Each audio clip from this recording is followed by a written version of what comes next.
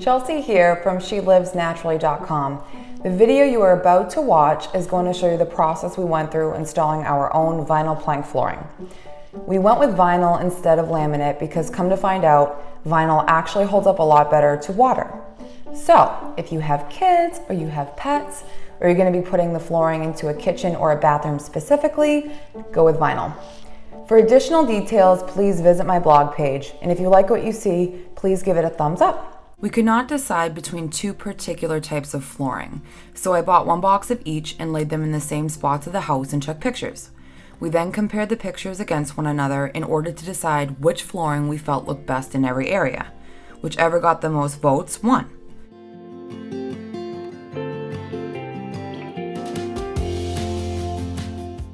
We ended up choosing the vinyl Coreluxe Urban Loft Ash from Lumber Liquidators. The other flooring was Coreluxe Copper Barrel Oak. It was beautiful, but it had too much of an orange undertone for what I planned on doing. So we set up shop outside on the patio. Check out my DIY patio video after you watch this. Not all vinyl flooring requires the following tools, but ours did because it was very hard and not something you can just cut with a razor knife. We used a chop saw, circular saw, jigsaw, fine tool, and a table saw. Pretty much every saw. We used our table saw to cut some planks the long way, but if you are careful, you can get the same job done with a circular saw. Now, every flooring design has a certain number of pattern pieces. Our flooring had 5 or 6 repeating patterns. It was a little hard to tell. Make sure to lay all the pieces out in piles, one pattern per pile. This will help you quickly pull the piece you want when you start laying your floor. Make sure your floor is spotless. Before you start, be aware that your flooring needs to stay a 1/4 inch or 3/8 of an inch away from the wall. This allows the floor room to expand and contract. You also need to stagger your planks. For more details, visit my blog site. We measured our room and divided it by the width of one plank in order to find out how many it would take to fill the space. Of course, it was not a perfectly even number, so we had to determine if we wanted to cut down the first row of flooring so we could use entire planks the rest of the way, or if we wanted to split the difference and cut half off the first row and half off the last row. For our project, we just cut the first row down. We found that getting these pieces to lock into the piece in front of it and beside it at the same time was extremely challenging. You want to make sure you purchase the installation toolkit because I don't know what we would have done without it. We also needed a flat bar to help with any pieces that were extra difficult. You will need a heavy rubber mallet and make sure to protect the flooring with a cloth if you have to hit the top of the plank. There cannot be any space between the pieces. You need to ensure that they have fully locked into one another and you have tapped them in as tight as they can go. I found that putting a strip of felt on the flooring bar was really a smart move. Otherwise, we would have damaged the planks from hitting the bar so hard. Please be aware that you cannot just go back and fix mistakes later. Once the floor is down, that's it. If you need to go back, you will have to pull up all the flooring up to the piece you need to fix, and no one wants to do that. We had never done this before, so we were learning as we went. We started off trying to individually snap each piece into the track, but this became difficult when we got to the last piece on every row.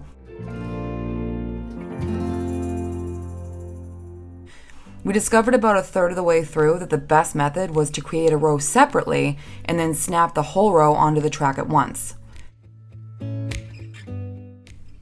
We used the fine tool to cut a 1/4 inch off the bottom of the door casing so the flooring could fit right underneath it.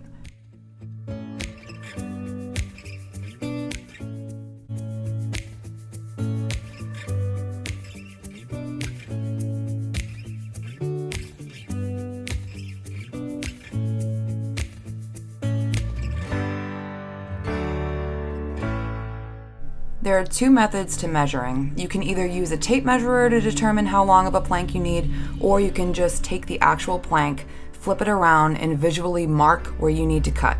Just make sure that you cut the right end.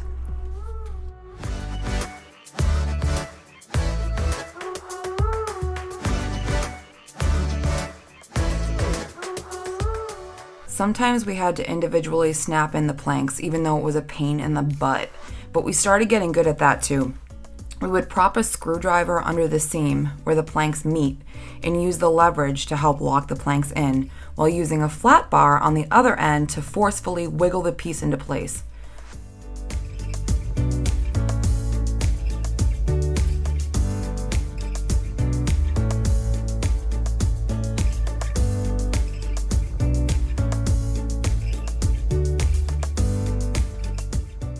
I'll take the time now to say, if you have not done this before, make sure to dedicate a day or two to the project.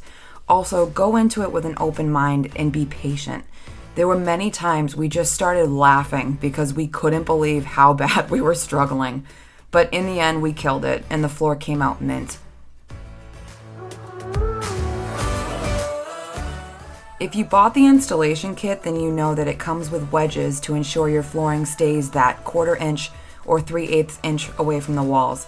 We ended up using pieces of the cut flooring because they were sturdier and much easier to pull out once the rows were locked in tight. Don't you love how our dog is constantly involved? He literally thinks he's part of the project.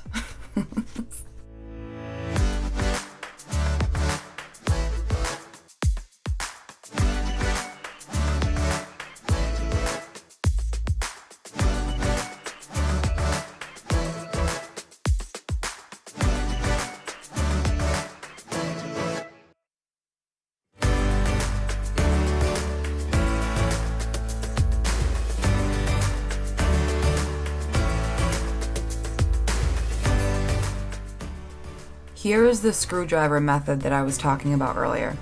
Getting these particular pieces to lock in is a serious pain, but if you prop the plank up with the screwdriver and wiggle the piece in while simultaneously forcing it down, it will lock into place.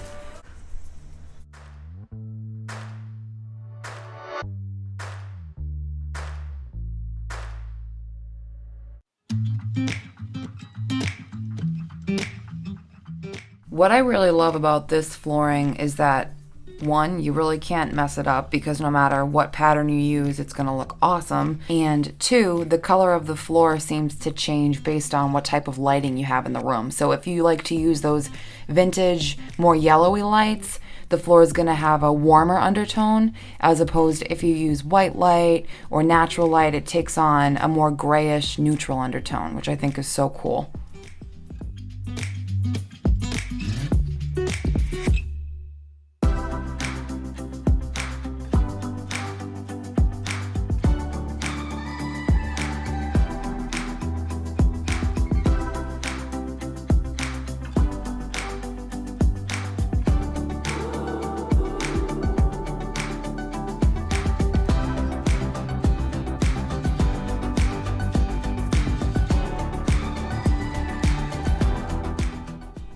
When you first fit the row in, it will stick up a little, but as you tap it, you will see the entire row drop flat to the ground when it's locked into place. There were some rows that we installed that no matter what we did, we could not get them to sink in and rest flat to the floor and lock. So if that happens to you, don't worry about it. Just remove the piece or the row and then just try again.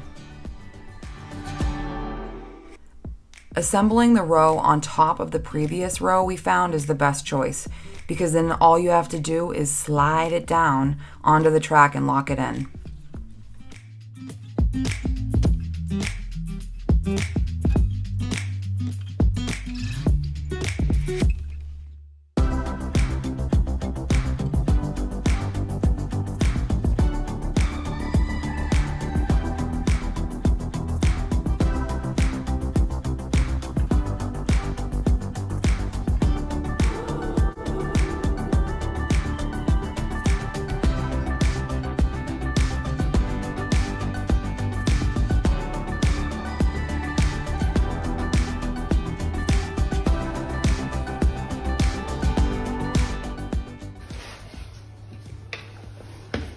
What are you doing? Shaving the lip.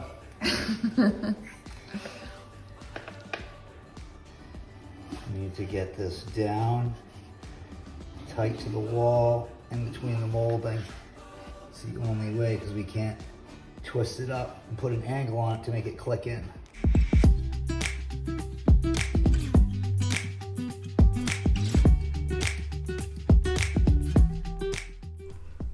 So in a nutshell, you need to be able to fit the piece down into the track at an angle in order for it to lock. If you cannot do that, the piece will not fit. So in our case, we had to eliminate the locking lip itself and rely on glue to get them to fit into one another and stay permanently.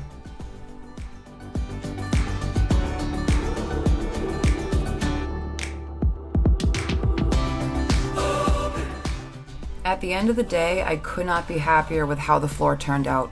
We did it the right way and didn't take any shortcuts, so I'm very confident that it's going to hold up for a long time.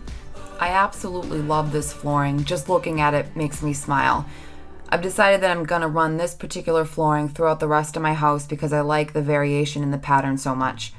If you like the video that you saw today or you want to see more, please give me a thumbs up, hit subscribe, or leave me a comment.